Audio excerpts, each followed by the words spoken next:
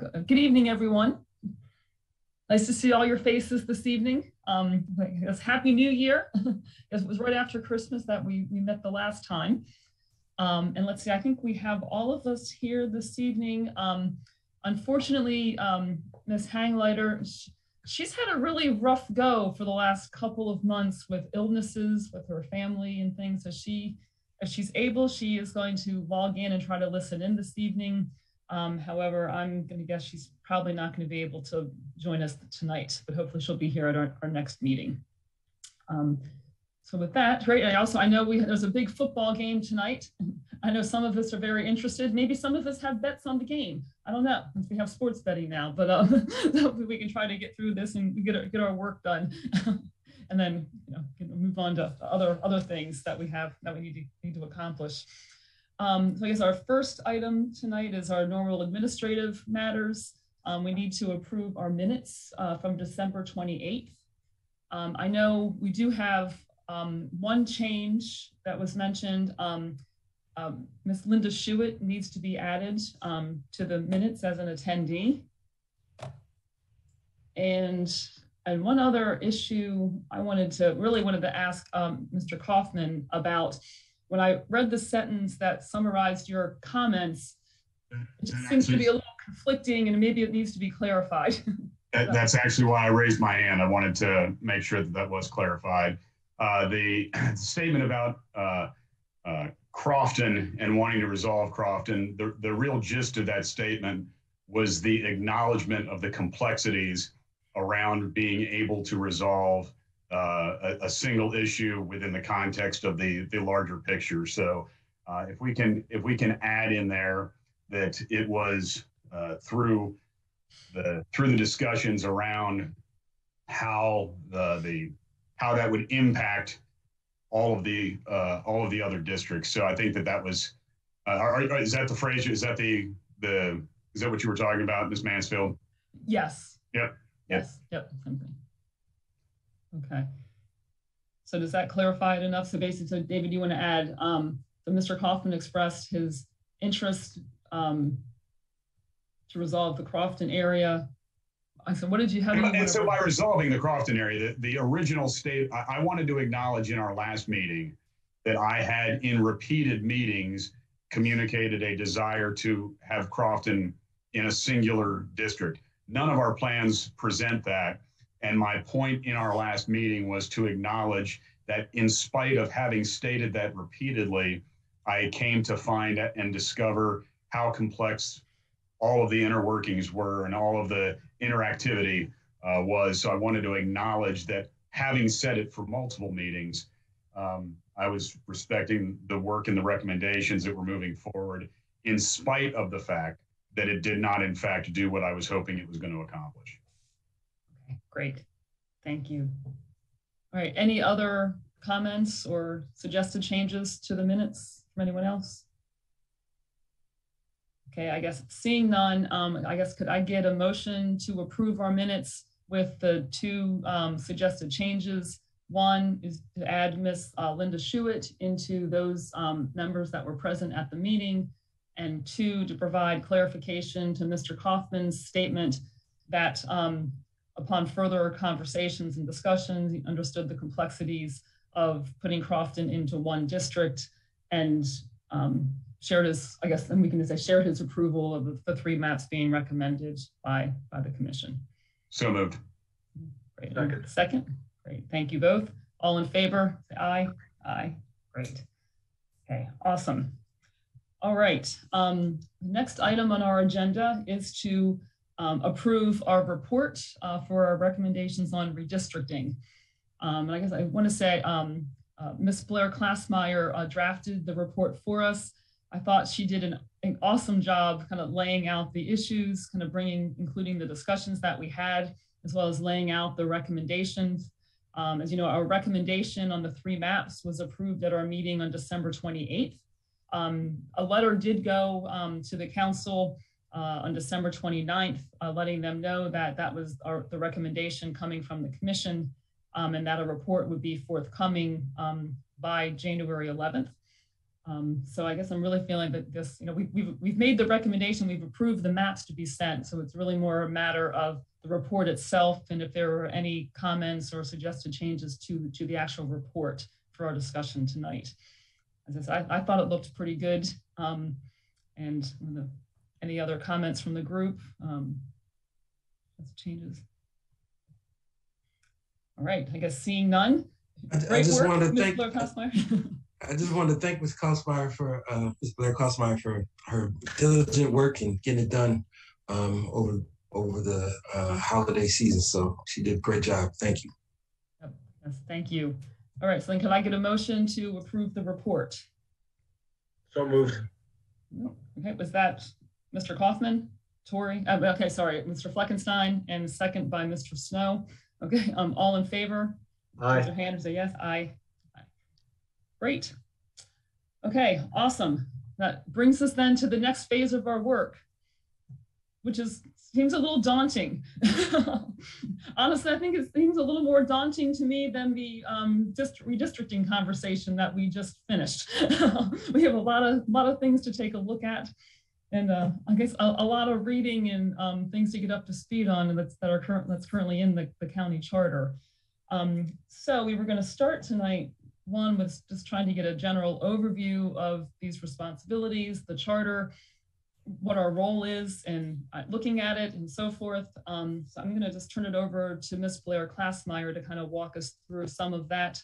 I guess I should say briefly, I know Ms. Corby sent us some links. There are materials in the Google Drive, the current charter. Actually, there is information in there dating back to 1964. So if we need to go back and try to piece things together or look for clarification on some of these items, all of that is there. But I'm sure Ms. Blair Kosmeyer is going to provide more detail on all of that as well. So thank you, Ms. Blair Kosmeyer. Sure. I just wanted to take an opportunity to give kind of a brief overview of the charter. I've been working with the charter pretty much almost daily for almost 20 years. And I do echo the fact that this is a very daunting task for people who have not had intimate work with the charter. The best thing to do is to read the charter. One of the documents I know Ms. Corby has downloaded is what I call the Green Book. It's from 1963. It is the proposed charter for Anne Arundel County. When I was told I had to go home and work because of COVID almost 2 years ago, this was one of the first things I grabbed because it really is a great reference. The first half of this book is the charter as it was proposed back in 1964. It's not that different. There have been some tweaks over the years to the charter. The second half is the really important part, which is where the framers of the charter explain their position and why they drafted a particular charter provision in a particular way. And it's something that I constantly refer back to when I'm looking at the charter to kind of get the intent of the various provisions. And I think it will be useful as you go through and look at some of these provisions that the council is directing you toward. The other document that I shared, and I think Ms. Corby is going to send it out to you, is something called Principles of County Governance. It's a document that our office started preparing over 20 years ago. We're constantly updating it, kind of massaging it. When we get a new attorney in our office, the first thing we tell them to do is read the charter, read our Principles of County Governance document, and read the table of contents to the code, just to know how everything is organized. I don't expect them to read all 3,000 pages, but it is good to see how things are organized. And I think the Principles of Governance, while it is somewhat charter-based, it also gives some ideas from the code and kind of the organization of county government and how it works from day to day. So I do encourage you to kind of take a look at that, and it might put some things into place.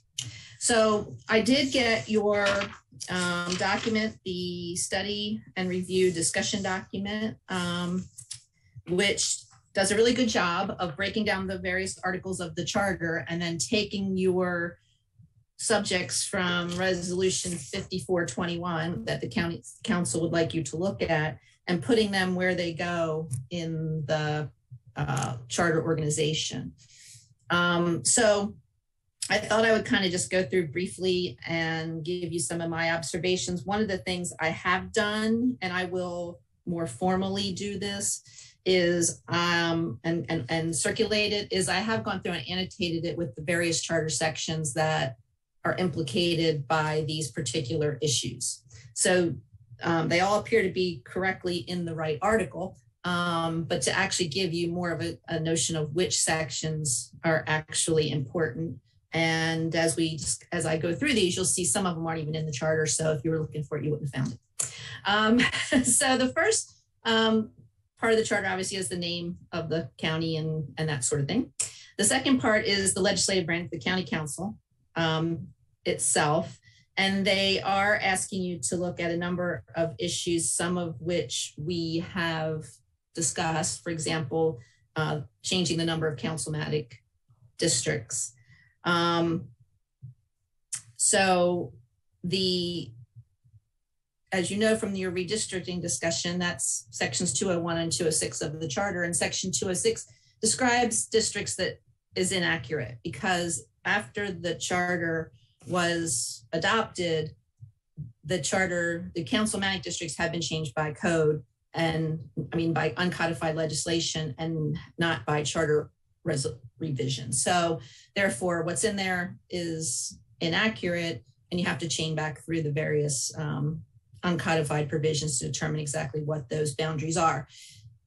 If there's a decision to change the number of councilmatic districts, that should include some notion, I hate to revisit redistricting, but it should include some notion of what those districts would be.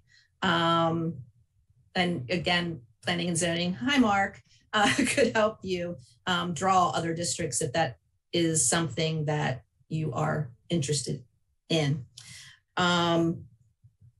The members of the county council serve 4-year terms. They can serve no more than 2 consecutive 4-year terms. I will say that if someone is appointed to a partial term, which has happened in the past, where a council member has passed away, that they can serve the remainder of that term and then 2 full terms. So some people, there's been people that have ended up serving 11 years, 10 or 11 years under that situation. And you've been asked to determine if you think they should be able to serve 3 consecutive terms. And that's section 203 of the charter. The salary and retirement benefits there is a section regarding salary and retirement, a general section of 204, but the council's salary and retirement benefits are described in the code, in Article 2 of the code. And there is a salary standards commission, which is appointed every 4 years and makes recommendations on salary changes. Council members can't vote on something that will change their salary in the current term. That's why it happens every 4 years, and any change is effective for the next elected council. The Salary Standards Commission just recently issued its report to the council, and the council has until prior to the new council is seated in December, first Monday in December, to decide if it's going to change the salary and other benefits and allowances. They do have a couple of allowances under the county code as well. One for transportation and one for tech, computers, phones, that sort of thing.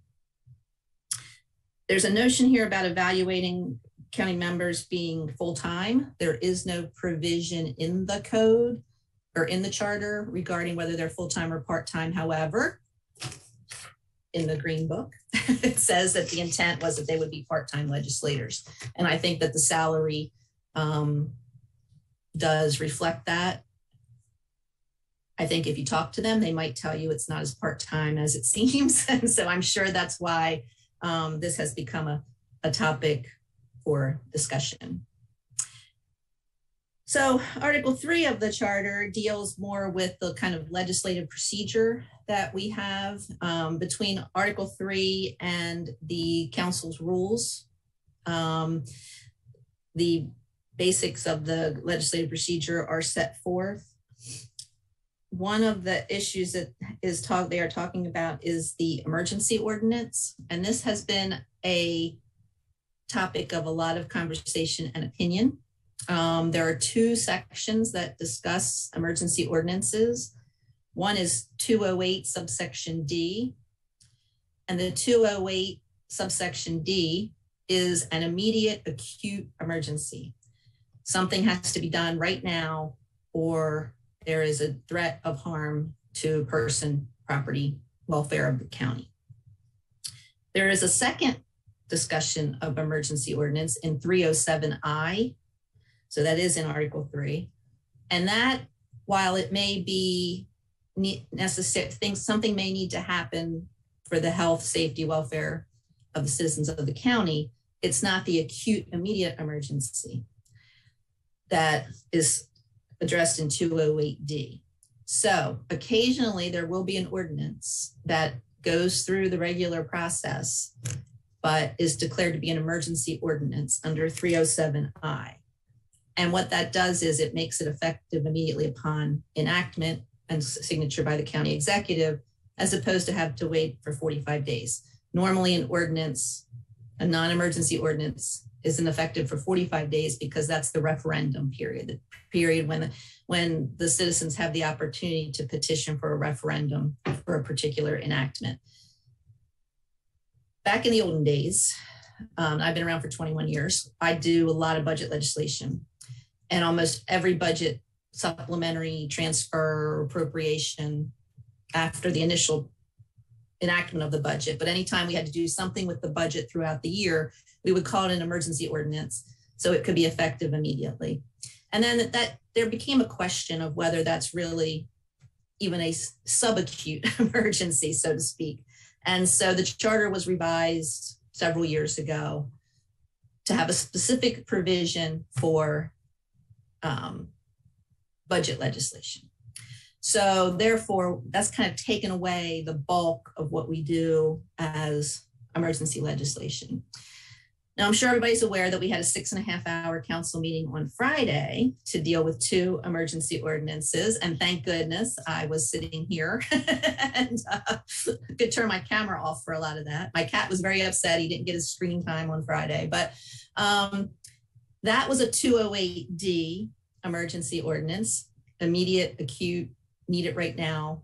And so that's a pandemic issue as opposed to a budget issue, something that really can't wait the 45 days kind of thing, but isn't like acute, life-threatening property, property isn't washing away, something like that. So that's what I think what numbers 13 and 14 are getting to, is kind of this notion of 2 different types of emergency ordinance and what's the best way to proceed with one, the other, or both.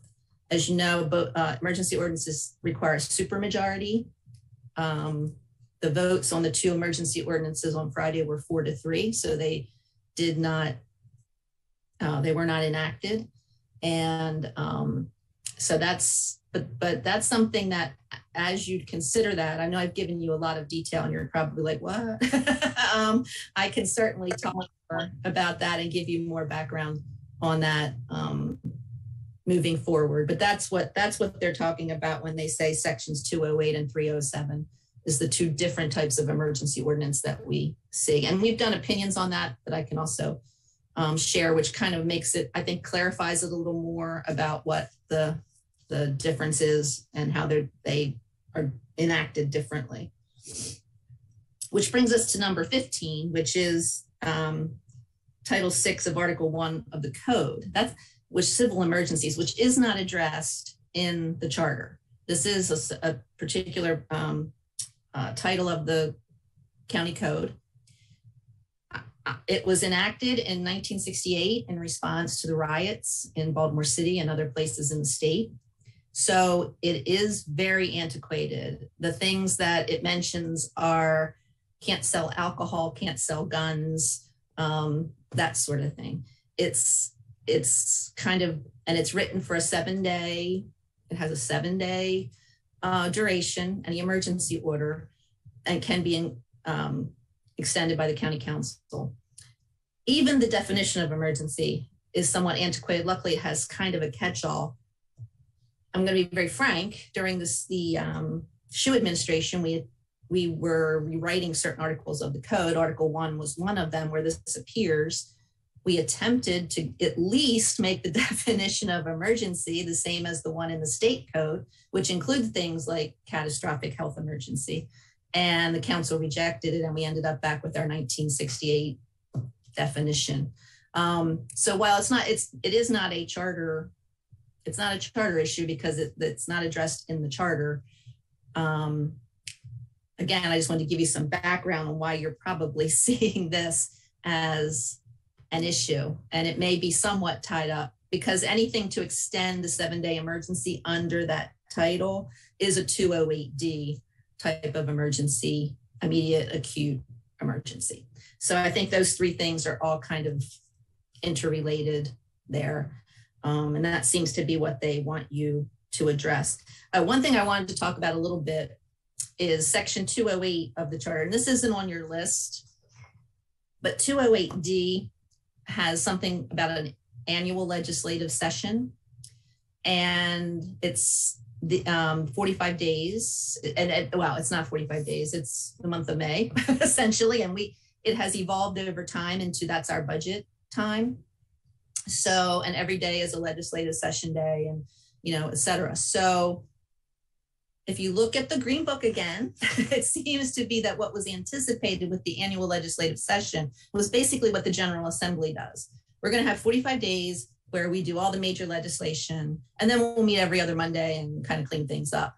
I'd have to go back and look. I'm not sure even if back in the early, late 60s, early 70s, if we ever had a true annual legislative session. It's always kind of been the time when the budget can be considered. And not, it has at times, other legislation has been voted on because it can be, because it's their legislative session days, but it's really primarily for budget consideration. So I just point that section out because I think it's a little antiquated. And if you really wanted to think about something that's not on your list, that might be something you want to think about. We can talk about that if anybody's interested. So the next article is that's where you have a chore here is Article 5, which is the organization of the executive branch. I will say when you read Article 5 of the charter, it's not, the county is not exactly organized that way anymore. Some of the departments basically still exist, but they may not be in the same organizational framework. And basically that's because in section 503, some time ago, the county executive was given the authority to do reorganization ordinances where certain departments can be moved around through an ordinance as opposed to a charter amendment. I'll give you a couple of examples. There used to be an Office of Budget and Finance. Now there's an Office of Budget and an Office of Finance. And then I think when they went back to a Budget and Finance, and then it's been back and forth several times. Emergency management was at one time part of the fire department, then it was part of the police department. Now it's its own agency. So I just want to caution that that's not what you see in Article 5 is not necessarily the way the county is organized. If you look on the county website under departments, everything should be there the way that it actually is currently organized. Oh, also detention at one time was part of police there too, so totally separate departments now. So it looks like what they want you to look at in that article deals with the fire chief overseeing members of volunteer fire companies. I could spend 3 days talking to you about the history of volunteer fire companies and the fire department. So when I was in the 2nd grade, my husband was in class 1 of the professional firefighters. So he was a volunteer and then he became a professional firefighter. So this county for many, many, many, many years had only volunteer firefighters, only volunteer fire-owned fire stations, et cetera. Over time, the professional fire force has grown. The volunteer fire force has diminished somewhat. There's not as many people willing to be active riding volunteer firefighters. The county has agreements with all the volunteer fire companies, and that agreement includes, what happens when you get to the fire ground, who's in charge. So we can talk about that more as that approaches. I'm not sure the exact issue because there's really nothing specific in the charter about that. It really is more through agreements, and there's some state law also on volunteer fire companies. So again, as when you want to talk about these sections, I'll know in advance and I can bring you more information about exactly how all of that works. The next fun part, this is where I spend a lot of my time in the charter, is budgetary and fiscal procedures. And if you look in the government's document, there's a few paragraphs in there about the county's budgetary system. The county has an executive budget system, which means that the county executive brings forth his budget, and then the county council can only cut. They cannot add, they can only cut, with a couple of exceptions, one being the Board of Education. The Board of Education submits its budget to the county executive. If he cuts their budget in any way, the council can restore it, but that's it. They can only go up to what he cut. And only with the Board of Education. The other exception is binding arbitration awards to the collective bargaining units have to be funded. So to the extent that the council would have to add money because a binding arbitration occurred during the budget process, they could do that. So that's where number 6 on your comes in on your list. Evaluate allowing the county council to increase or amend items in the budget. Right now, they have no ability to do that other than to make cuts. And there is a good explanation and discussion in the Green Book about kind of the history of that notion.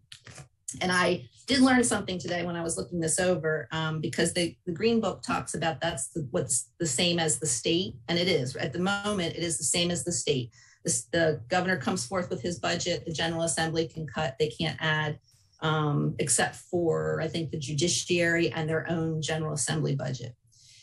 However, starting in fiscal 2024, that's going to change, and they will be able to make certain additions to the budget for the executive department. And that was added in 2020, but like I say, only applying starting in fiscal 2024. So there's still a little time before that's going to take effect. So number 7 has to do with bond initiatives. I'm not quite sure what this means. However, I will tell you that the way it works is once the part of the budget is obviously a bond ordinance that funds all the capital projects that need money from bonds. And that bond ordinance comes after the budget once we know all the numbers, and then there's a bond sale and everything is funded. There's also a provision that the bonds and other indebtedness of the county can't exceed 10% of the assessable base of the county. So I'm not sure what bond initiatives the county council could introduce and somehow stay within the indebtedness, on their own. I mean, usually the GO bonds basically pay for capital projects. The general obligation bonds pay for capital projects. So this is something that I can look into further and we can discuss further when we get into more specifics there. The next one, number 8, I'm also intimately familiar with because I have actually, there was legislation I drafted on this provision for a council member. And I think it was introduced, and I think it must have been defeated because it's on this list. But the county executive being, having the executive powers also has the power to give grants to the extent that they're funded in the budget, obviously. And there is a community benefit program that benefits certain communities under certain amounts. And there's, it's a limited grant program. But other than that, there's not a whole lot of, what's the word? It's very discretionary with respect for the county executive as far as giving grants. So there was a notion that perhaps council members could recommend grants or for the county executive to give through some type of community benefit program. So I think that's where this particular item is going. Again, it's giving grants is an executive function. The county executive is the one who has the authority to sign agreements on behalf of the county. The county council only acts legislatively. So it is a little bit different than what their normal functions are and can be. Number 9, placing a limit on the local income tax in Anne Arundel County. Don't think that's in the charter, but there is some enabling legislation in the state law for the county to be able to do that through legislation. And then evaluate the benefit of authorizing a local fire tax for funding the fire department. If I'm not mistaken, pre-charter government, there was a fire tax. And I think there was a roads tax. And I think there was a, maybe even a police tax. So the notion now with charter government is that the taxes pay for all of the services provided by the county. And I will certainly take a look and see if there is, our power to tax comes from the state. Make sure the state, if somebody's interested in this, if there is enabling legislation that would allow the state to do that. The last one is consider making the language used in the charter more gender neutral. The code itself was scrubbed some years ago, and I think Ms. Schuett probably had a lot to do with that back in the 2005 recodification when she was the county attorney, but the charter still has his, but there is a provision in Article 10 that says that the masculine includes the feminine. I did note that when I was looking at the legislation, the state legislation about the budget and amending the budget, that they also did a bill scrubbing certain articles, certain provisions in the Constitution to change, to make them gender neutral. So can be done. Probably not a bad idea, but I think to defend the framers, I think this is the way it was done legislatively, that you use the word his and then you have a provision that says it means his, her. And I think that's where that probably came from. I don't think they were necessarily just being sexist. I'll give them credit for that. So I know that was like a lot of information, but I wanted you to kind of hear a little bit of background of where some of these things are coming from. I'm familiar with many of them just because we deal, I always say there's nothing new under the sun. We deal with a lot of these issues, and some of them are repeat issues that we've seen. And certainly I'm available to provide more background and information, answer questions. As I say, if I know you're discussing a particular one, I can bring forward everything I have on that and the history and where it's been and the kind of analysis we've had to do over the years on that. So if there's any questions, I'm happy to answer them. And I'm, like I say, ready for more specific questions when you really get into the nitty gritty. Oh, the other resource that we have in our office is I can provide you with code provisions from other jurisdictions. When we look at those charter provisions, we generally look at the big counties, Baltimore County, Howard County, Montgomery, Prince George's, the big, neighboring jurisdictions, and we have all of that available. We can certainly give you comparisons of the various language if you're interested what other jurisdictions do. We have that readily available. Be happy to do that as you move forward as well. So, any Great. questions or? Thank you, Ms. Blair-Klausmeyer. That was great. I mean, definitely gave us a better understanding. Got a lot of information, but we'll be digging into this a lot more. And I assume that you don't think it's any less daunting now that I've said all that, right? Absolutely not. Right. No. Right. And I do like what you said about that you do generally gather information on the other larger jurisdictions, the other 7, because I think there are a number of items in here that I think knowing what they do, just looking at, the number of council members, salaries, how do we compare with other jurisdictions of similar size? What are the size of the council districts and other other jurisdictions, so we can kind of get a better sense as to how we compare in those to help kind of like, I guess, inform our conversations. And we can pull all that. And, you know, it's interesting because Baltimore County, and there's a couple other, I think Howard, maybe, we all formed charter governments at around the same time. So it's interesting to see, we see some of the same language over and over. And then we see how other counties have evolved their language over time when we might not have. There are newer ones, especially there's a couple on the Eastern Shore and maybe Talbot that recently went to charter government. And so it's interesting to see what their charters say as well, just to kind of see what the more modern thoughts about that are. So yeah, it's interesting because Talbot, they just have a council. They don't have a county executive. They have a commission. They have a council and and then a county administrator, which is interesting. Right. It is hard. It is hard to do some of the apples and oranges comparisons between a county executive county and a commissioner county. That's true. Yeah. It's like that. Okay. Mr. Telford. Thanks, Larry Telford.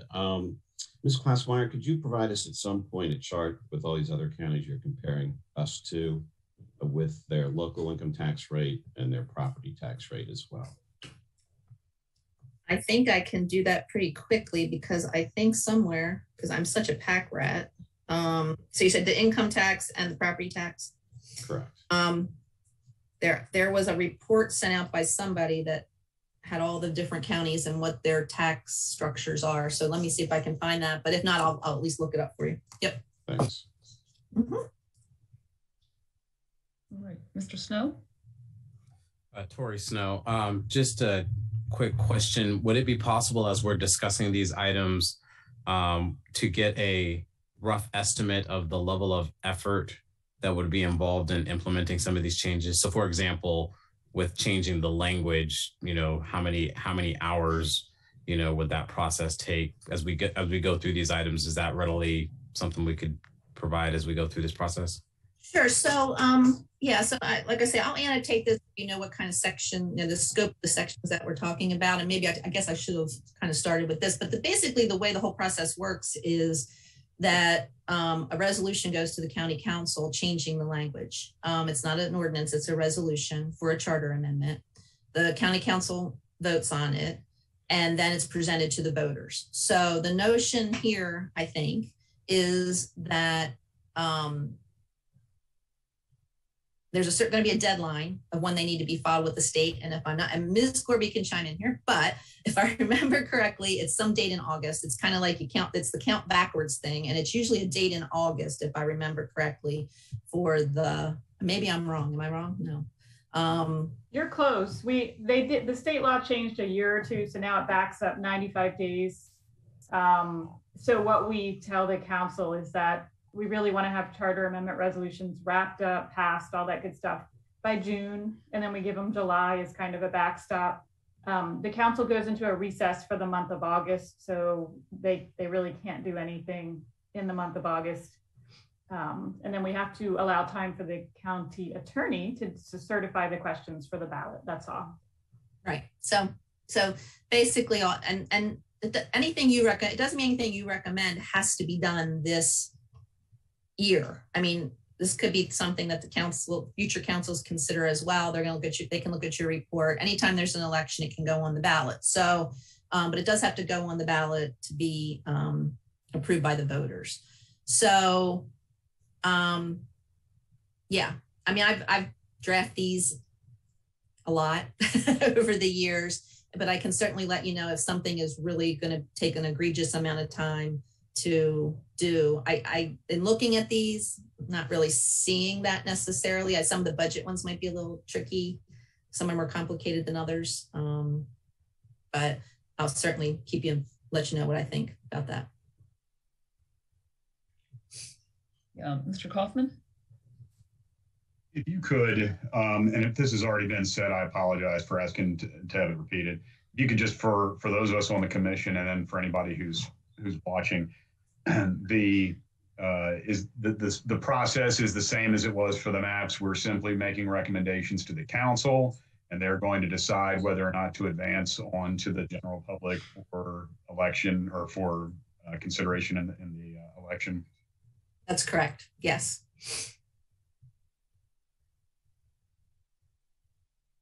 Okay.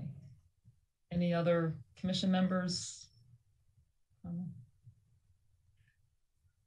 I guess one question from me is, and for clarification, and I'm sorry, Ms. Blair-Klassmeyer, I know you were kind of touching on this. So if there are issues or items that as a group, we decide we want to move forward to get on the ballot in November. So technically we need to have those things to the council probably in May. So they have time to get them out there, consider them, have a public hearing. If there is discussion and amendments, they need time for that. So it would be approved and finalized in the June timeframe, right? To get things. Probably before that, because the ordinances will get introduced. Then it'll be 2 council meetings after that they're considered. And then, as Ms. Corby said, there has to be time to get them finalized, voted on, finalized, approved by the county attorney. There's a whole process to go through with the Board of Elections. I would think April, and maybe Ms. Corby has a better, I was just looking at this resolution because I thought there was a date in this. I don't see a resolution. Maybe it's in 50. It's in 50. I think 50. Okay. Yeah, 5021 actually. I just looked at it. It set a deadline for this portion, the end of March, I believe. So there's that. Yeah, that's about right. I mean, to get everything done and finalized by when it needs to get to the state by June. I know it sounds like a lead time, but it's really not. Mm-hmm.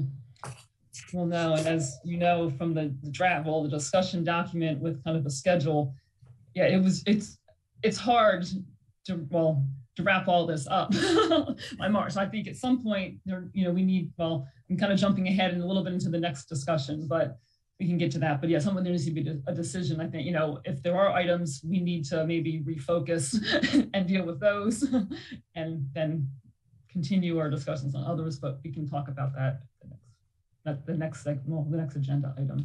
But okay, I have 2 more hands. Mr. Snow? Yes. Well, I guess to that point, I want to get clarified. Isn't our report due in October? So under the charter, you do have a year from the time you're appointed. So I think the council is asking for a report in March, but technically you have a year to wrap everything up.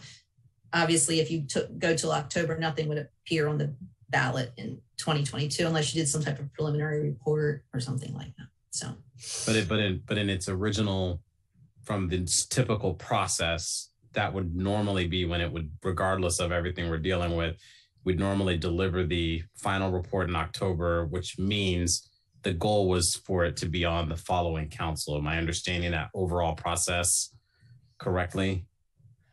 Or we have never mind. I just answered my own question because we do have the rare situation in which the election happens to fall where it does. But the point is that it's expected that the work, about a year's worth of work, be dedicated to this work as opposed to, the compressed timeline we've been operating under.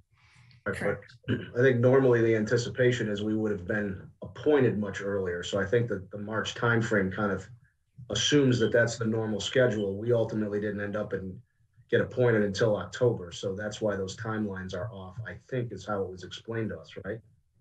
Correct. The information should have come to the county in 2020. So even if you were appointed at the end of 2020, you would have had your full year being the end of 2021 and everything would have had plenty of time to play out from there, which raises another issue, which is not on your list, but other counties handle these things a little differently. We are kind of the one county that measures the time from actually receiving the census information. Some counties have 2 commissions, one for redistricting and one for charter review. So, I don't think you're restricted to the 15 things on your list. It's a lot of things. But if there were other little things that you wanted to recommend,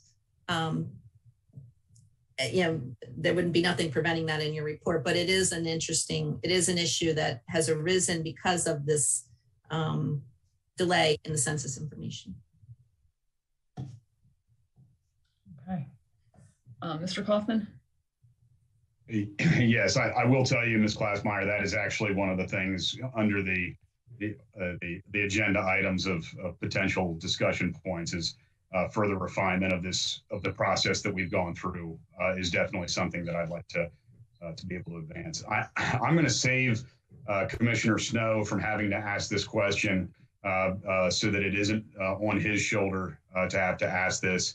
I'm going to simply ask at this point of the chairwoman to consider a timeline that has us completing our work in October, that we know that to be done, that we know that from the front end, and that we prioritize those items that as a commission we believe need to be on the ballot for this next election as the front part of our work.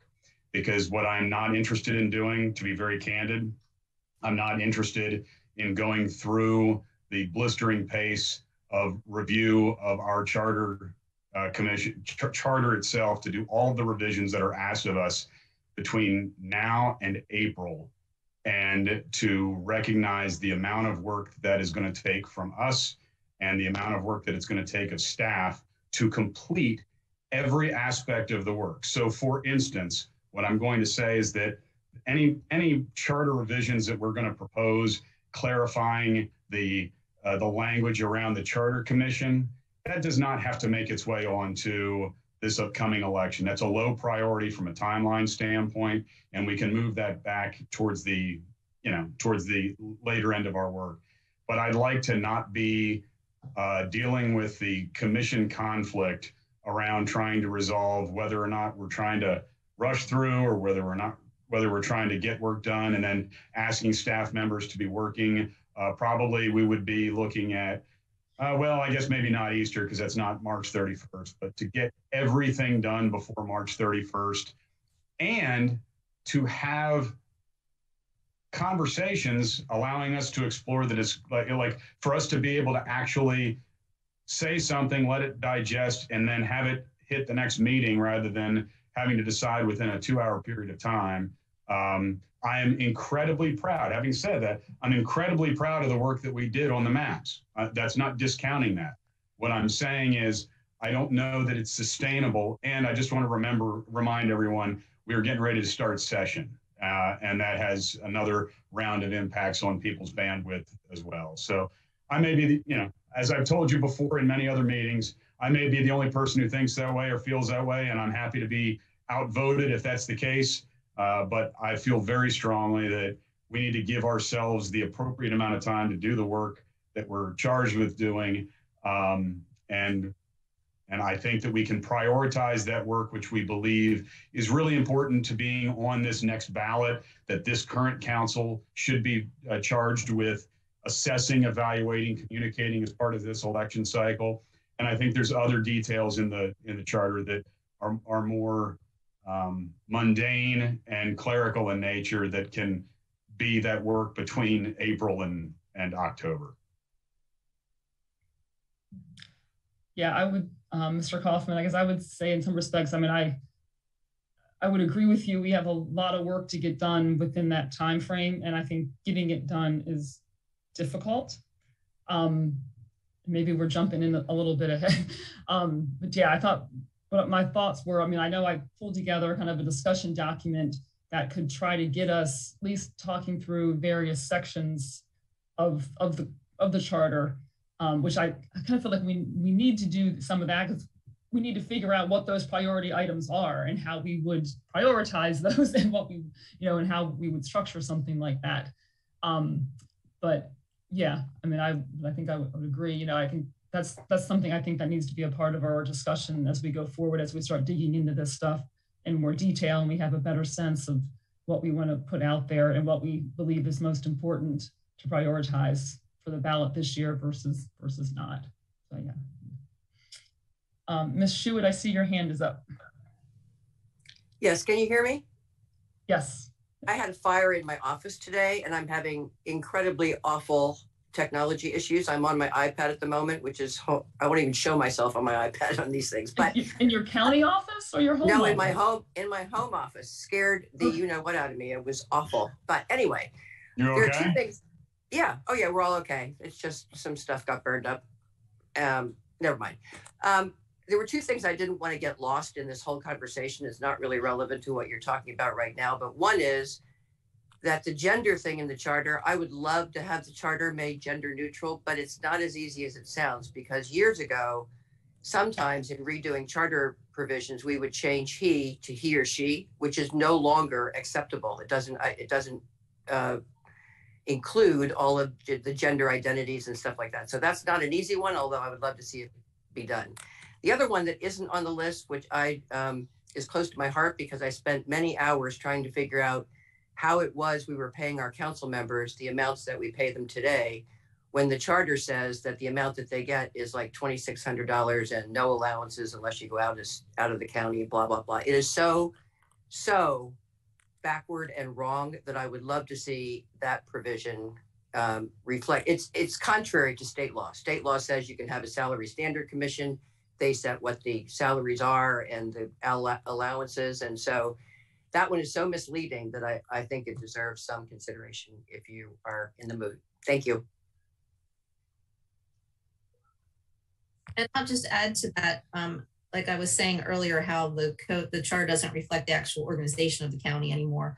There's also provision, there's a similar provision, which is nobody has even asked you about, but I'll just point this out too. It's very similar to what Ms. Shu is talking about the competitive bidding threshold. There's a competitive bidding threshold that's so out of date because we've been permitted by statute to change that. So if you read the charter, it's one number, which I think is very low. I can't remember. I think it's like $2,000 or $3,000, whereas in reality, it's either 50 or 75, and I'm embarrassed I don't know because I probably wrote it. But anyway, there are several provisions in the charter that are like that, where the county has been given the ability to statutorily change things that appear in the charter. So. Right. Okay, I guess any more, I guess we're still back under charter matters. I just to follow up on that, I guess, is there I mean, are any of the questions that we were asked reflective of that issue, where they're not, the county is not organized in the way that we've been asked to amend the charter to reflect?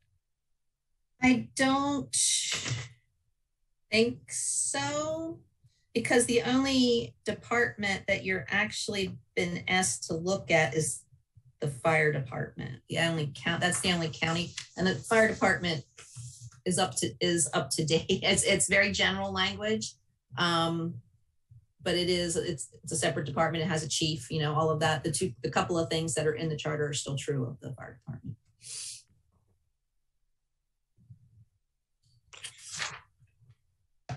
Right so, Ms. Clerk, I'm sorry, Mr. Water.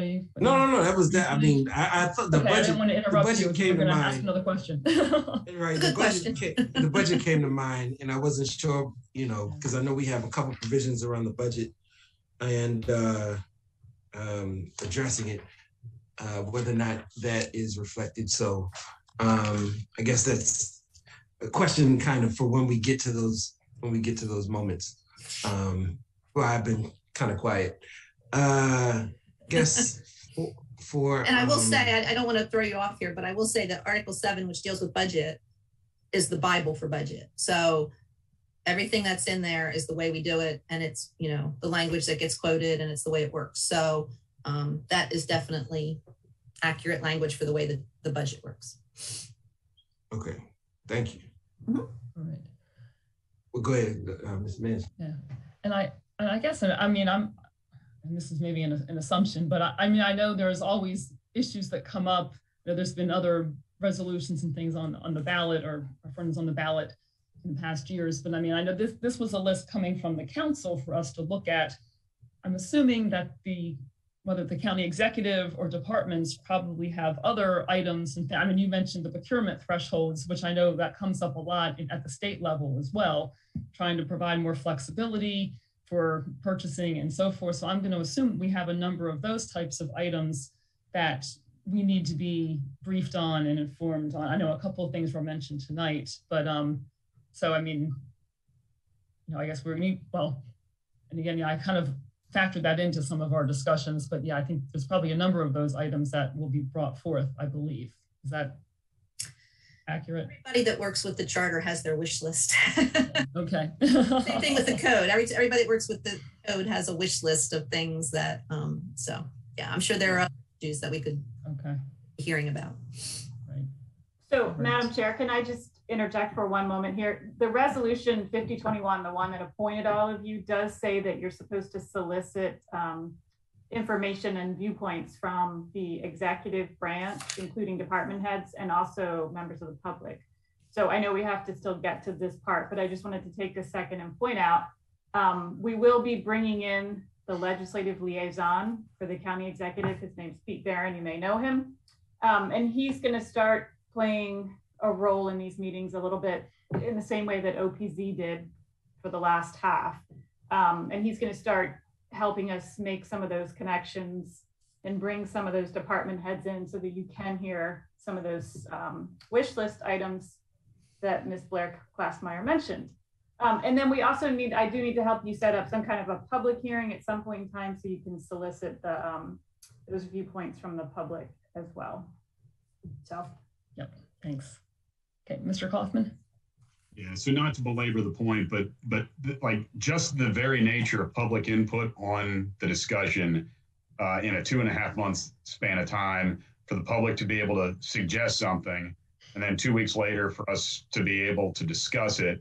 And then, I mean, it just, the nature of that is, I really hope that we're effective as a group in establishing priorities so that we can really look at those things that are most essential to be on the ballot on the front end. But there could be any number of issues. I mean, if Ms. Klassmeyer's description is accurate, I would believe that there are going to be dozens of suggestions for our consideration. And I'd like to not be in a situation where we, A, we don't give them the appropriate time, but B, that we don't necessarily prioritize them at the front end and look at what it is that is required. I've said my piece. Yep. No, thanks. All right, so how about, let's kind of get into this discussion document a little bit, and I can kind of share, I guess, what more my head is and what I was thinking as we would start doing some of this, and we can kind of have that discussion to figure this out in more detail. I mean, obviously today's January 10th, we're having our initial discussion. We had Ms. Blair Klassmeyer kind of brief us on the county charter and the various issues and things we need to discuss. I mean, if we want to go into more detail tonight, and if commission members want to raise items they want to be sure that we look at, I think we can start having that discussion from the commission members, which is great. Because what I envisioned for our next meeting on the 24th, we would actually have a public virtual hearing on the 24th. That way it would give members of the public time early if there are things they want us to look at. I know we've had a couple gentlemen that have joined us at every meeting. I know they have ideas and things that they would like us to look at. So I was thinking we could do that early, not sure how many others might come in to the mix, but we could hear from them. We could hear from the county executive's office, and that individual, Mr. Barron, could bring forth items and things that are coming from the departments for us to look at. And then that would then allow us to take those items that we've been asked to look at and kind of piece them in under the appropriate article. So that way we'd have all of those things kind of captured on the date when we discuss those articles. And then again, we could have, discussion amongst the commission members. If any of us want to put other items into the mix for our discussion, we could do that.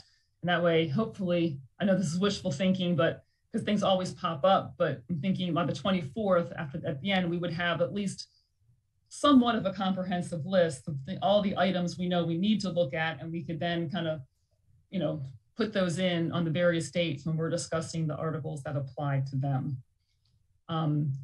I will tell you, I just kind of went down through the articles in numerical order.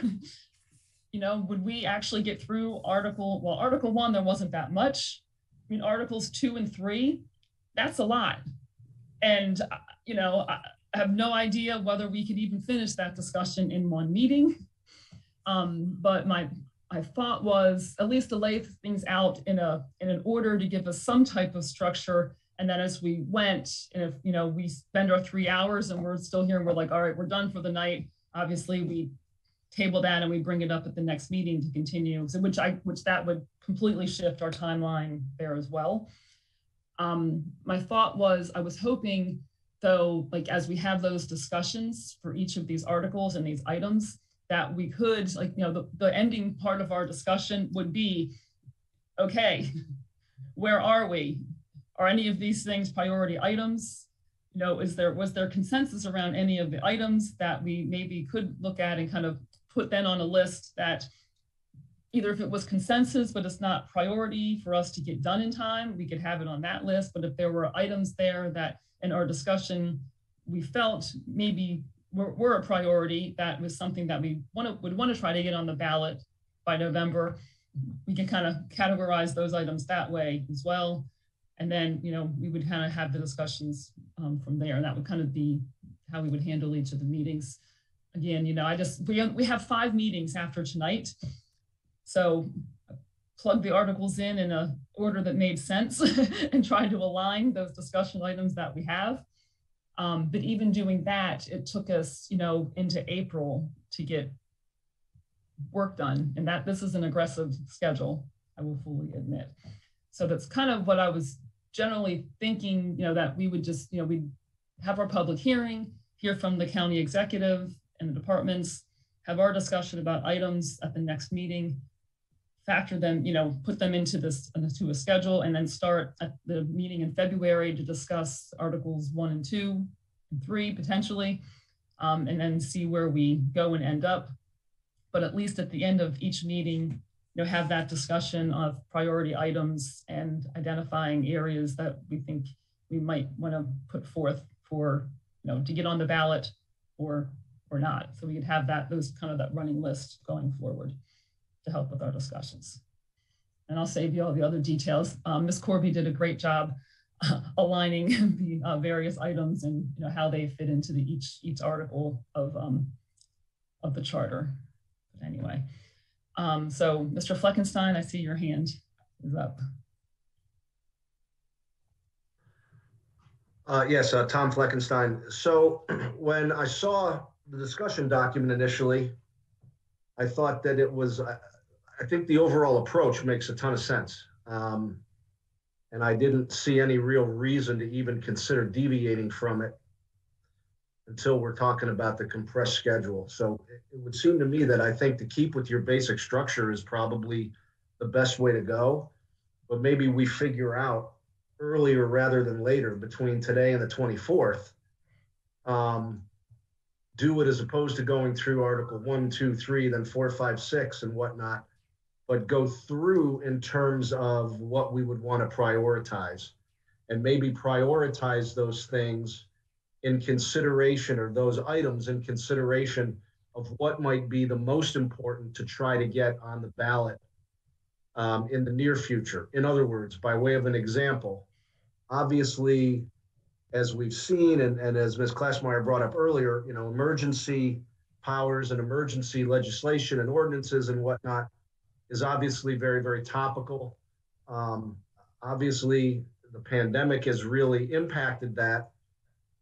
Maybe it makes sense to look at those kind of things earlier, because certainly if we think there should be a change to some of that, that might make sense to try to get that on the ballot before the public sooner rather than later. Maybe some of the issues with the council, right? If we're talking about salary, if we're talking about expanding staff, or possibly whether or not we're going to recommend that the council go full-time, or whatever some of these may be, those kind of things that would make sense to implement more quickly could then become a priority as well. Things that maybe make more sense to try to get on the ballot quickly. And then maybe some of the other stuff. And again, not to diminish anything, but maybe those things are, a little bit more of a priority than maybe looking at income tax rate or, changing gender language or dealing with the fire departments, that type of the volunteer fire department issues, that kind of thing. So that's just my 2 cents on the thought of how we would prioritize. But I think the overall way you've structured this is the best way to go. Okay, thank you. In some cases, I feel like until I really know more and have a better understanding of some of the items, right. I'm not sure if I can prioritize them yet, which is just kind of like the struggle that I have going on right now. So I almost feel like we need to at least have some conversation about these articles and what they entail in order to allow us, to make the best determination as to how we, what should be prioritized. Yeah, I mean, I would agree that probably maybe there are some things that are very easy that will come to the top. The emergency health orders, the emergency powers, because that's been an issue. Maybe that is one that would be easy to prioritize. But yeah, some of these I just feel I need some more information and a better understanding and what the background is. Mr. Kaufman? Yeah, David Kaufman. So keeping in mind, it's also not mutually exclusive that something that may be presented to us after, from someone in the general public later in the discussion doesn't mean that it's not important. It just may not meet the timeline to fit this upcoming election. And that doesn't mean it doesn't get a charter, it doesn't get a vote. It just means it doesn't get a vote in November of 2022. And there's a sentiment that if it isn't, that hasn't been brought forward to the council's attention or to our attention prior to today, it may not very well be the level of urgency that requires it to be on the next ballot. But there's going to be things that are going to come up that we can certainly prioritize as the conversation moves forward. I just don't want it to feel like we lost out on getting a say on something because it doesn't hit the November 22 ballot, which is also, I'll get to my recommendation for a topic once we get into that space. Okay. Yeah, I think, Mr. Kaufman, my issue, I'm not sure I feel that we could comfortably say if the issue hasn't come to us by now, it might not be something that's important enough to prioritize, only because we have a resolution from the council. The county executive and the departments haven't had an opportunity to bring the items to us yet. So I think there could be things that was, No, I'm sorry, and that was a terrible communication. For instance, the reference about the emergency, clarifying the emergency language.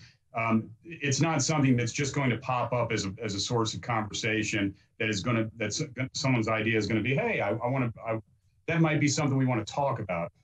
There are going to be things that have been getting talked about that are going to be coming to us, and that I'm not suggesting that something that's just new to us tomorrow. I'm saying that a conversation that's just being initiated, from someone taking a first glance means that someone's not necessarily spending a whole lot of time interacting with it on a daily basis to have already formulated opinion.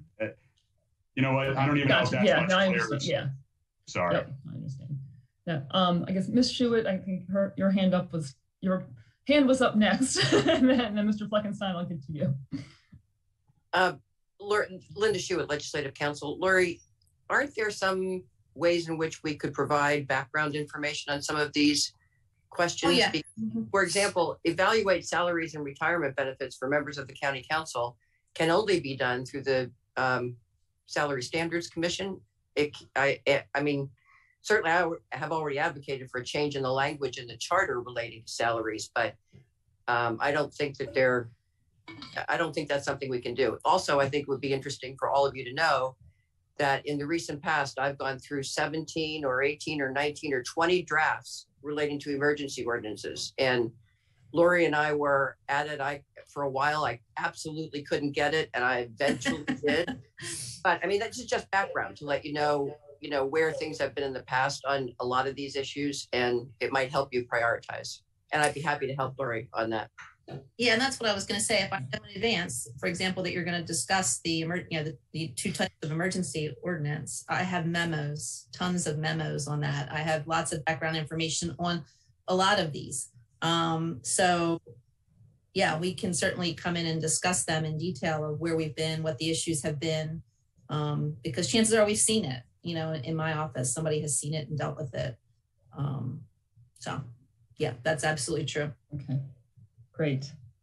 All right, Mr. Fleckenstein? Mr. Kaufman kind of addressed one of the things I was going to say. Sorry, Tom Fleckenstein. The other thing to consider is that if something doesn't get voted on, doesn't make its way onto the ballot for the 2022 election, we have to bear in mind that the next time it would be, if I'm not mistaken, wouldn't be then until the 2026 election, correct? And so if there's things that we're thinking about, emergency powers, for instance, or any kind of a change to the county council, you know, certainly something that's going to take place 4 years down, you know, if it was every 2 years, it might not be that big a deal. But if there's something that we think is a relatively significant priority to change, or is going to be structurally changed in the council or the executive's office, whatever it might be, we may want to move those types of things up on the priority list to try to get them on the ballot this year. Otherwise, those changes are not really going to be implemented for quite some time. So just food for thought. It is every 2 years. 2 years. Yeah, I was going to say it's the next general or congressional election. So I think that works to 2024. Okay. And the other point I was going to make is even if the council passed something in December or of 22 or January of 23, it comes back in 24. It just sits and waits, and Ms. Corby keeps track of them. And when the time comes, we pull them all together. So yeah, it is a 2 year. Okay, well, that does change things a little bit from it helps a little bit. So that's good to know. Okay, great. Okay. Mr. Waddy?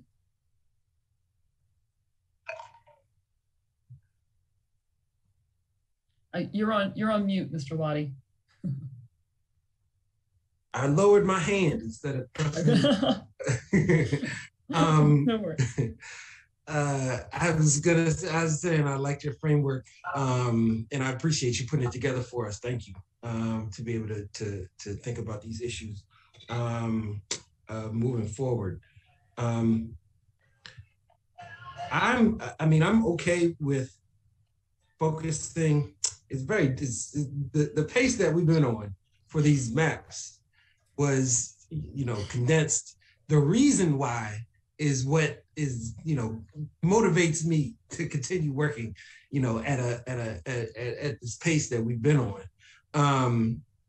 because of the urgency of this moment that we're living in. It gives me, a lot of energy to be able to make sure that I'm able to concentrate and focus my mind on, these issues, especially living now in an emergency, even though there's a debate. And I think that prioritization of each one of these issues is going to be, well, for me, I think prioritizing the issues is going to be, it might be a problem for us. That's really what my issue is that for us as a commission to move forward on these issues by prioritizing which ones we feel like are most important, could be that much more of it'll just politicize us that much further. And I think that, we've been at one point or another trying to avoid some of this politicization, but the more we prioritize somebody's issues, more the politics are going to come out.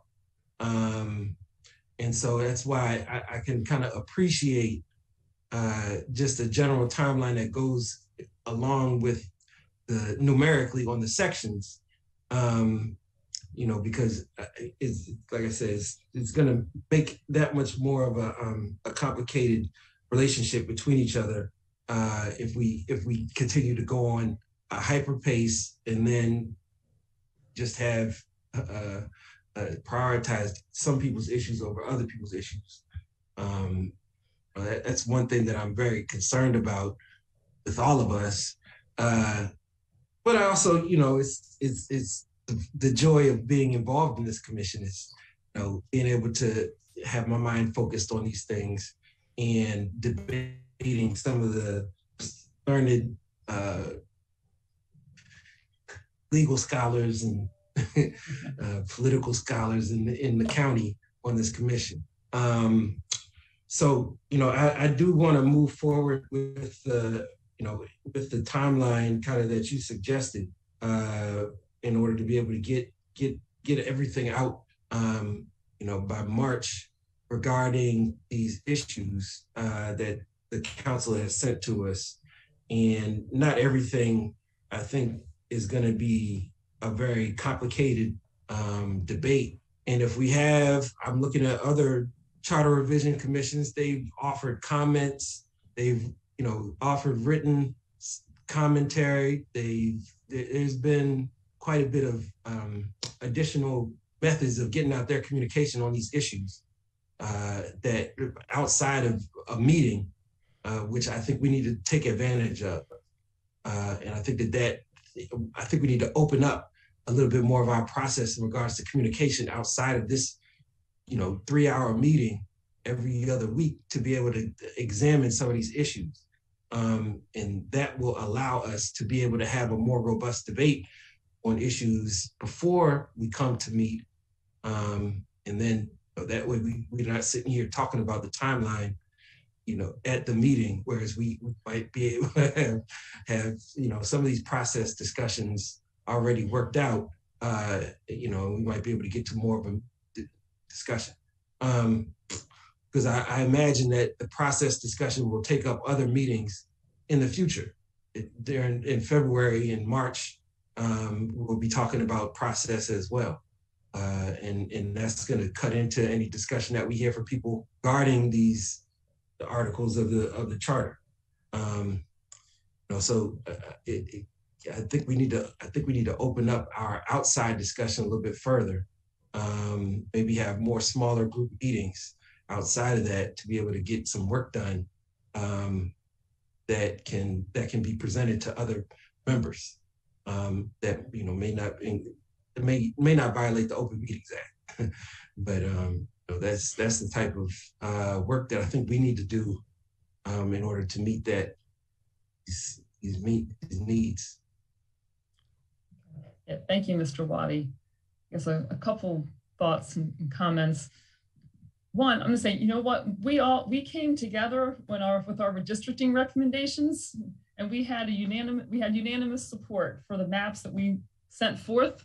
So I guess I'm going to hold out hope that we're going to have, I'm sure we're going to have robust discussions, but I'm going to hold out hope that we actually build consensus and we're able to successfully move these items forward when we get to that time. So I don't know, I'm going to hold out hope. I think we have a great group, and I think we did a great job with our first task, and I'm thinking we can accomplish it with our second as well. I guess my other thought is, I know, we don't have to decide tonight that we need more time and things either. And I think we can start having the discussions, we can start following the, the suggested framework, have our first couple meetings. I think we'll probably know pretty quick when we start discussing Articles 1, 2, and 3 and how that goes, and how that's going to affect our time and our meetings going forward. So I think we can revisit, in a month from now and see, where we want to make adjustments and how we maybe want to prioritize. Yeah, I guess, Mr. Waddy, I'm curious, when you say, do you mean breaking down into smaller work groups? Is that what you're suggesting? Kind of like we did with the maps, like, you were part of a subgroup with right. Mr. Kaufman Yeah, and that's Mr. Telford. That's exactly right. Like when we get to Article 5, we're going to be talking about the executive branch, and there's what is it? You got education, social services, aging, recreation and parks, fire department, office of law and plan. So all of these, when I think about the emergency that we are experiencing, and how these departments have been operating under this emergency, I want to hear from the Department of Health regards to that issue. The emergency order. I want to hear from emergency management regarding any Title I or Title VI riots or insurrection. Like if you have that in their toolkit, that's something that's been asked of us. I want to hear from them. Know what I mean? And it's going to be something that will be, just hearing that might take an hour and a half to hear in and of itself, in order to understand whether or not this is a piece that we need to suggest that they move, that moves from the Charter Revision Commission to the County Council. So that's kind of what I'm thinking in terms of small groups. I would like to see small groups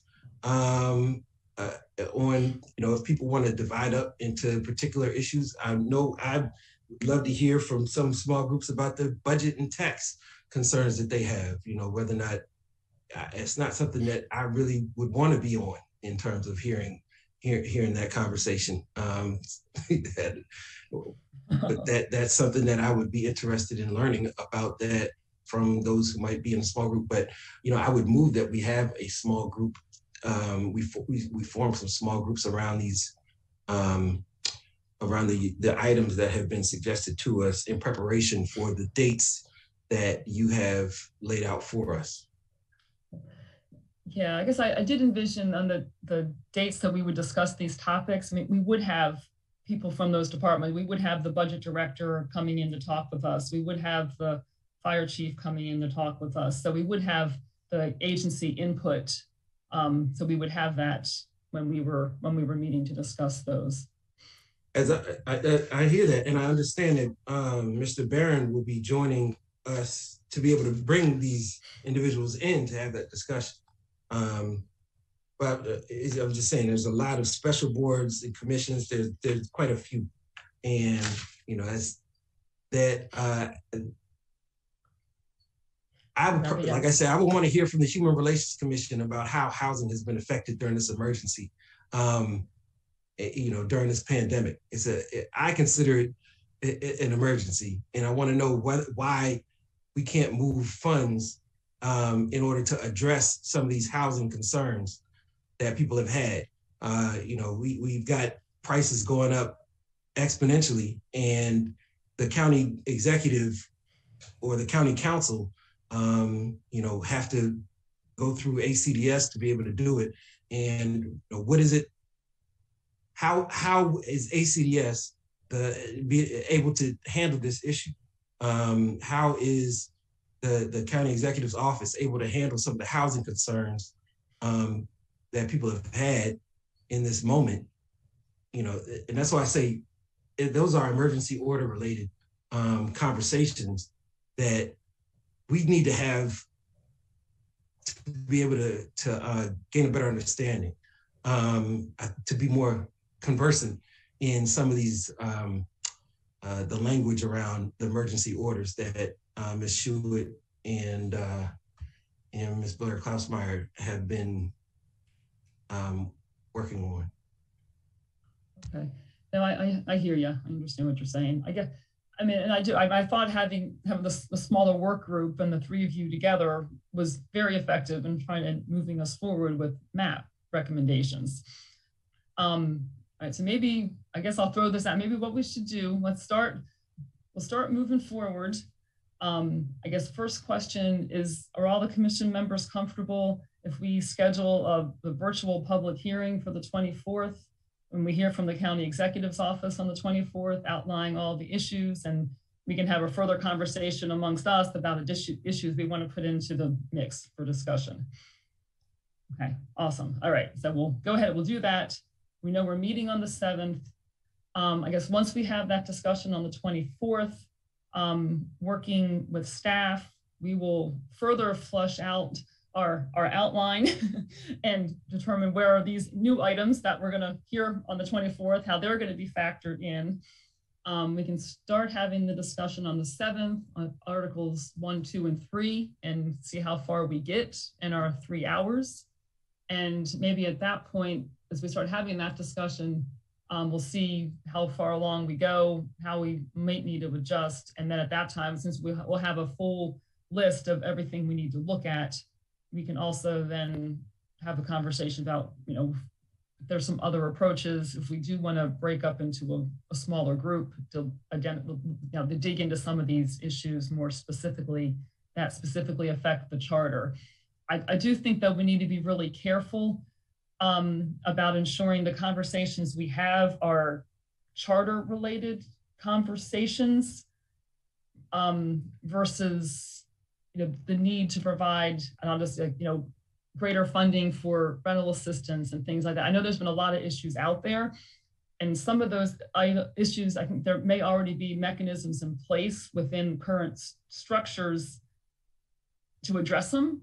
So I think I'm not sure if I'm saying this clearly enough. I think we just need to be careful that we don't cross that line. Like, we really focus our effort on those things that need to be changed in the charter to affect those things versus having a discussion that's something that might be better held with the county council or with someone else to get those things addressed. That makes sense.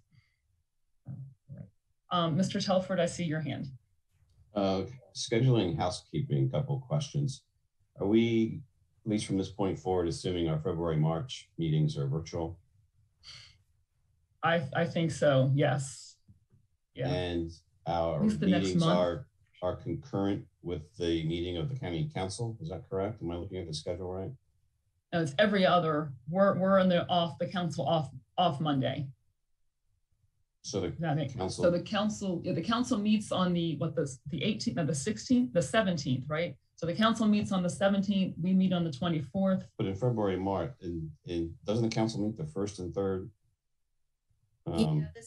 There's January is a 5-Monday month. So if you're going every other Monday, it caught up. So February and March meetings look like they're on the same schedule as the council. Is that something we can do, considering I'm assuming council staff is probably busy those nights, right? Yeah, thank you. I didn't look at that. I just went every other. Yeah, sorry, I didn't actually pick up on that. I'm sorry, Andrea. I will say that the schedule posted to the website is correct. So the council meets the 1st and 3rd Monday of the month. That is a charter requirement. If it's a holiday, we jump to Tuesday. So we have that coming up in both January and February. You guys are scheduled for January 10th, January 24th, and then those alternating Mondays in both February and March. So February 14th, so happy Valentine's Day to us. 28th. I'll send everybody flowers. Everyone gets a yellow rose. Same thing in March 14th and 28th as well. So can I just ask for clarity? We're doing virtual for January 24th. You're going to hold a public hearing and meeting that will be entirely virtual. Did I hear that correctly? Okay. And You've also committed to your February meetings being virtual meetings. Is that also correct? Is everyone comfortable with that? It seems the way things are going, most things are going back virtual now, and at least even the General Assembly, I can't really say that because the House and Senate are doing completely different things. The Senate's going to have virtual hearings up through February 11th. The House is going to have virtual hearings all session, but at least it gets us through the next, we said through February, gets us through the next month and a half to hopefully where we are through whatever crisis or the spike that's gone up. Hopefully that we're going to see that drop, just like we saw the spike. And and Ms. Corby, do you have any reason to think the council was going to change and do in-person meetings before that time? So yes, they actually have a work session tomorrow. They decided work sessions were virtual through April. They did decide that the next January meeting was going to be in person in our chambers. Okay. So I mean, it's I would say that what you all decide whatever you decide works best for you as a group and a body, I would say is the right decision. Okay. All right. Anyone object having virtual meetings in February? Do that. Okay. Cool. All right. Let's plan for that then. All right. Okay, so we have somewhat of a game plan moving forward. We know what our next couple meetings are going to be. We'll go from there. Okay, Mr. Fleckenstein, I see your hand. Tom Fleckenstein. Laura, I'm looking at the schedule of meetings that was emailed out and then popped onto our calendars. Yeah. And somehow it's put meetings on, at least on mine, every Monday in March. Okay, that could be on, you might want to double check. I'm not certain how that happened on your calendar because the meeting invite that I sent out has January 10th, January 24th, February 14th, February 28th. February 14th, 28th, and then let me jump into March here. Mr. Fleckenstein, in March, I only have them on every other meeting, so that you must have been assigned to a small committee already. Well, thank you for volunteering. We appreciate it. On behalf of all the commission members, thank you. So I've been excluded. Yeah, you're doing all of our work. Great. That works for me. Clearly, I'm sorry you were invited to secret meetings that no one else has yet been invited to. No, I'll double check that and see. I'm not certain how that got on your calendar that way. On my calendar is February 14th, 28th, March 14th, 28th. So I'll look into that. Try to help you figure out how that happened. I'll make the change right now. Yep. Great, thank you. I think then really, we almost really can't have another, well, I guess we could have another meeting in March. I was factoring, I thought we had a whole other week. All right, that puts us off even more. All right, well, to be continued at a later date. Okay. I guess just, and you will say, I did factor in having another public hearing. I said virtual public hearing once we do have some recommendations together. That way the public, once we do know what we want to put out there, we'd have another public hearing for discussion on those topics. Then we could finalize whether it becomes an interim report, a final report, I guess to be determined, but was envisioning that we would have one more opportunity for the public to weigh in on some of these things once we actually have recommendations that we put out there. So, and even though we're going to have a public hearing on the 24th, we are still going to have the testimony tool that Ms. Corby set up for us for redistricting. So members of the public will have the opportunity to submit their comments, concerns, whatever suggestions to us throughout this process. And we can continue to take those things into consideration too, that we hear from the public. Madam Chair, can I just let everyone know too, there has been some more testimony that has come in. We received a significant letter from Mr. Patrick Enright, who is one of your followers, one of your fans. He delivered that. It was put in our Dropbox. I need to update the testimony for you all. I just wanted to get over the redistricting portion and then kind of start fresh tomorrow with charter issues. So I will be working on updating the folder that you all have access to with some of that testimony. Okay, great. Thank you, Ms. Corby. Before I forget, I'm sorry, Mr. Waddy, I see your hand, but would it be possible, I mean, I know, well, for the public hearing, I'm sure it'll be publicized and probably go out through a press release and the different publications like we did for the redistricting hearing. I mean, is it possible to have, I mean, can we get the council members to actually, to include information? I know if they do, whether they do email blasts to inform their constituents that this is taking place. Is that something? Yeah, absolutely. The council to have that done? Okay. So this portion again involves a little bit more of the executive branch. We had, like I said before, we have Pete Barron he's going to start joining you all, and he'll start bringing some issues, department heads, all that good stuff. So we'll have an opportunity to bring in a little bit more for this particular portion. And we'll get the press release together. We'll have council members, share it with council members. So if they want to put it on social media, stuff like that, they certainly have the option to do that. Okay. And is that something, so with the county executive's office being more involved, is that something that they might be interested in distributing through their, it's James Kitchen's office, the constituent service? So I know I get an email blast every week or every couple of days. I mean, just to explain one quick thing, and Ms. Blair Klassmeyer may be able to back me up here. I can certainly do my best to do that, but we do have to recognize we're separate branches. We're legislative, they're executive. So there are some lines and boundaries that I do have to respect. I cannot tell the executive branch basically how to do their job. So I have to be careful with that. But I will certainly look into ways that we can help get the word out through some of these other channels and avenues. Okay, great. Thank you. Thanks. Okay, Mr. Waddy. I was wondering about the post, I guess the post, whether or not we finished the discussion on with the timeline, because I made my statement and then I didn't know whether or not we were finished with that discussion in order to understand what's happening. That's really what I was asking. Yeah. Okay. Yeah. What I believe is happening, I think, and I saw heads shaking. Yes, we are going to move forward. We're going to use this approach as a framework for our discussions going forward. For now, we're going to have the public hearing on the 24th. We'll hear from members of the public. We'll hear from the county executive's office. We'll have further discussion amongst commission members of items that we want to put out there. And we're going to start working through the timeline, grouping the articles together as they're specified here for meetings. On the 14th, we'll just begin, well, once we have the public hearing, we will work to align the new items into each of the articles. So we have an organized framework for when that discussion is going to take place. And on the 14th, we'll start discussing articles 1, 2, and 3.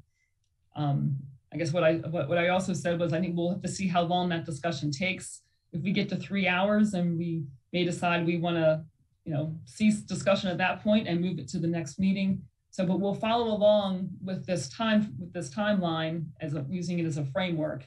I think we'll just have to reassess as we go, but hopefully we will get as close as we can to this. And, at the end of our meetings, we will have a discussion kind of as a group, where are we, what items, if any, should be prioritized, what should not be, where our consensus points are, so we can begin kind of pulling those items together. I think to help it make it easier for us at the appropriate time, to put together recommendations, whether they be priority or whether, if we want to make these things get on the ballot, or whether there are other things that we want to have in our report. But we'll have that discussion at the end of each meeting to try to start building that consensus and how we want to categorize things to move us forward. I think we'll use this as a framework going forward. At least we'll know what we're discussing on which days and how things are grouped together. But if we find at the appropriate time, maybe that's a month from now, we are not progressing where we need to be, we can readjust and realign ourselves at that point. Okay, so after April, that's kind of where my after April, we'll just reassess. Or we might reassess before then. Okay. Because if there are priority items that we know we want to get on the ballot, we may need to then stop having conversations about some of these articles and some of the items we've been asked to examine, and we may need to just focus our effort on those items at that point in time so we can get those finalized in April. So there's sufficient time to get an interim report done with those recommendations for those to go on to the council so they can do what they need to do to introduce the legislation and have their discussion to have everything approved by June or in the early June timeframe. I think the June is the right, by that time, yeah, get it together. So yeah, so we may need to reassess before then if there are those priority items that we know we want to get on the ballot by November or for the November election. And I guess a reassessment would take, we can do that outside of these meetings. Well, we have to do that in a public meeting. So if we need another meeting, we would have, if it can't fall into one of the meetings that we already have scheduled here, we would need to schedule another public meeting to have that discussion. Okay. That's not something we could have. It needs that needs to be done in public.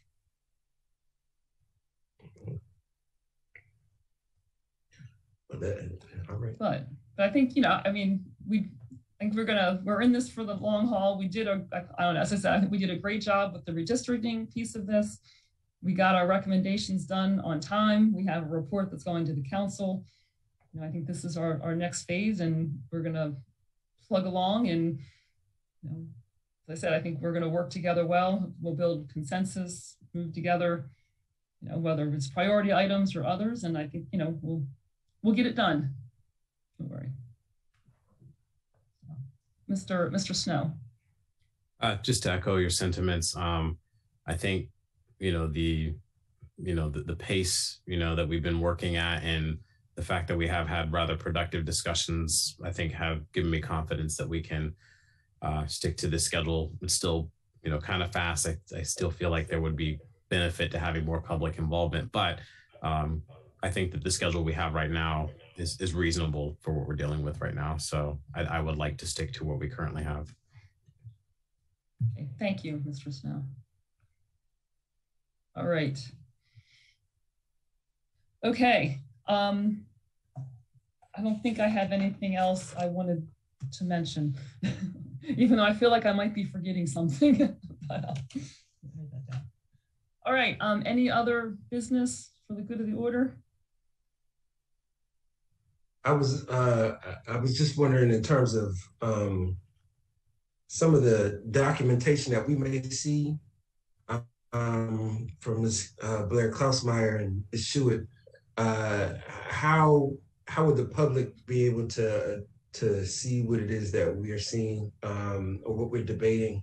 Because there may be something, I don't know whether or not we'll be posting that, Ms. Corby, in a particular, on our website. So some of it has been posted, just to let you know, Mr. Waddy, the green book that Lori referred to, Ms. Blair Klausmeyer referred to, that has been posted to the website since you guys were created back in October, the commission, that is. So that's been out there. The previous reports also posted to the website. They have been out there. The charter, of course, current charter has been available on the website for quite a long time. So that's already out there. So there's the green book, the previous reports, the charter. The last piece of the puzzle, I guess, would be the memo that was sent to you today. And I'll work with the law office to see if we can get that posted on the website. And the other thing that, as Ms. Schuett was saying, we'll put together some information. So I know that for example, I know on the 14th, you're going to be discussing issues in Articles 2 and 3. Certainly can pull and put together something that you'll have ahead of that meeting to review. And same thing for the following meetings when you're addressing other articles, we can put some things together that would be helpful for background for those sections. Okay. And then I guess, to follow up Mr. Waddy's question then. So, and as we have those items, I mean, there's things on the website already. So as we have those will be posted to the website, so members of the public would be able to take a look at those as well. Is that correct? Okay. We'll put them in a format would be available to the public. Yeah. Okay. Sounds good. All right. Anything else before we adjourn this evening? Okay. All right. In an hour and 45 minutes. Excellent. We're off to a great start. This will be the quickest one, I'm sure. I think you're right. All right, great. Well, thank you, everyone. For the record, I do not have any wagers on tonight's game. Okay. Agreed, me either. All right. I don't even understand it. I mean, we were in Maryland Live.